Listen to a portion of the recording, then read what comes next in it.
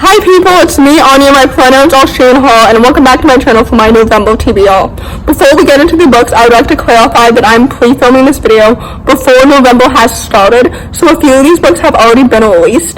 But anyway, the first book on this list is called How to Excavate a Halt, which first of all, I don't know what that means. But anyway, this story is a YA new adult contemporary following a college freshman who's a Jewish lesbian, and her internship gets interrupted by a whirlwind winter romance. So that's really exciting. This book sounds like it's going to be so awesome and so well done. First of all, I have really high expectations because the author previously debuted with Almost Flying last year, which I really enjoyed. So that's why I have really high expectations for this book, especially for the queer representation, the sapphic romance, and the Jewish representation, because the author did such a great job with those three things, particularly in their debut. So anyway, this book sounds like it's going to be so exciting and so wholesome and so well done and so awesome, and I know a lot of people are eagerly anticipating it too. So anyway, all that to say, this book came out already on the 1st of November, and I'm really excited to read it. So there you have it.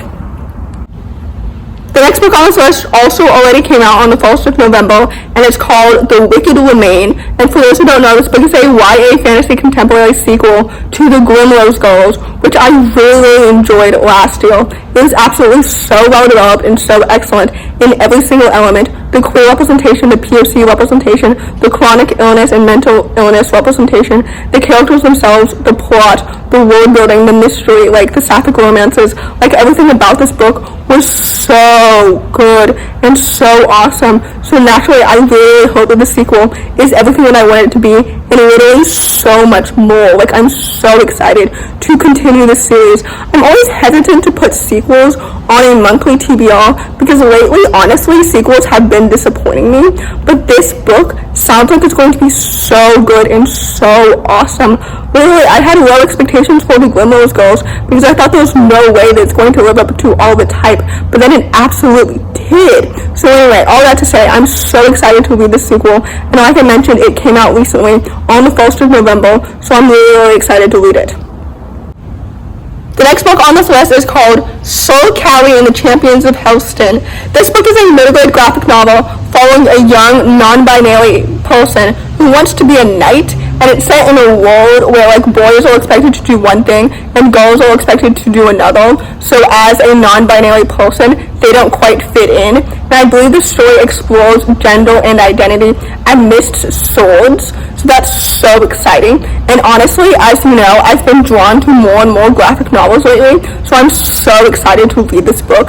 It sounds absolutely so awesome and so well done. The original publication date for this book was the 1st of November, but Goodreads is now saying that it's coming out the 8th of November, so that's exciting. At any rate, I'm so excited to read this book because it sounds so awesome and so well done. And the illustrations of the cover alone look so vibrant and so well done. So I have such high expectations for this book, not just for the art style and everything, but also for the story itself. I can't remember the last time I read a middle grade fantasy with a non-binary main character, so the story sounds like it's going to be so awesome and so well done, not just for the representation, but also like for the story and the plot and the world building and everything. So anyway, all that to say, I have really high expectations for this book because it sounds so awesome, so I'll be reading it very, very soon. The next book on this list is called The Do-Over. This story is a YA contemporary following a young main character who's stuck in a time loop of the worst Valentine's Day ever. And it comes out the 15th of November, and I'm so excited for this book because the author previously wrote Better Than the Movies last year, which I really loved, and I thought it was so cute and so adorable. So naturally, I have very, very high expectations for this book. Typically, I don't love stories about a main character who's stuck in a time loop, but the last time I read a story like that was See You Yesterday, which was so good and absolutely so awesome. And again, I already know that this author is so talented and so good at crafting a wonderful, adorable romance. So I really hope that this book is so good. good. Like, I'm so excited. And I believe it has one of my favorite romantic tropes in it, which is when, like, character A has a crush on character B, but she spends more time with character C, so she starts to develop feelings for him instead. You know what I mean? And also, I'm using, like, she, her pronouns for the main character, and he, him pronouns for the love interest, because it's typically, like, a straight couple, by the way, in case you were wondering. But I would love to see that trope in queer romances as well. But anyway, all that to say, I really hope that this book is absolutely so awesome and so good. So anyway, like I mentioned, this book comes out the 15th of November, so please keep your eyes peeled, especially if you are a huge fan of the Better Than the Movies like me. The next book on this list is called A Wilderness of Stars. This story is a YA urban fantasy that follows a young teen astronomer who's venturing across the land to find a cure for a mysterious illness. So that's exciting. This story comes out the 29th of November, and I'm absolutely so excited to read it because I've read 2 books previously by this author, which I've rated both 4 out of 5 stars. So naturally, I'm so excited to read this book as well, and I hope that I will rate it 4 out of 5 stars as well, at least, if not higher.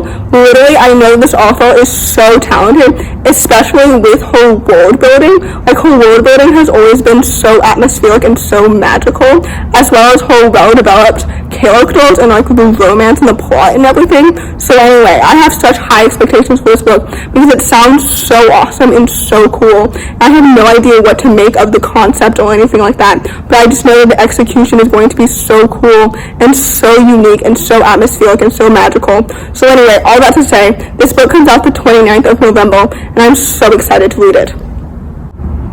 The last book on this list, and hopefully not the least, is called In the City of Time. This story comes out the 29th of November, and it's a YA science fiction historical fantasy following 3 science prodigies who are on a time-traveling adventure to save the Earth if they don't accidentally destroy it first. I'm so excited to read this book because this author previously wrote the Ink, Iron, Glass duology, which I read last year, which is such an underrated historical fantasy YA series that I really enjoyed. So naturally, I have very, very high expectations for this book because it sounds so awesome and so good. Typically, I don't really enjoy science fiction as a genre because typically it's more complicated than it is immersive, but I just trust this author because Ink, Iron, Glass was so good and it was so awesome. So I really hope that this book is so good and so, like, well done and excellent and well developed. I have such high expectations. I really hope that it's so awesome. The concept sounds so good and so unique. So anyway, all that to say, this book comes out the 29th of November, and I'm absolutely so excited to read it. So, in conclusion, first of all, I hope that my excitement for these books helped amplify your excitement for these books, or at least your knowledge of these books. Second of all, please let me know what you'll be reading in November, or at least what you plan to read in November. If you enjoyed this video, please don't hesitate to give it a big thumbs up. Comment down below the mermaid emoji if you made it all the way to the end of the video. Thanks for watching, subscribe to my channel if you're new, and I'll see you in the next video.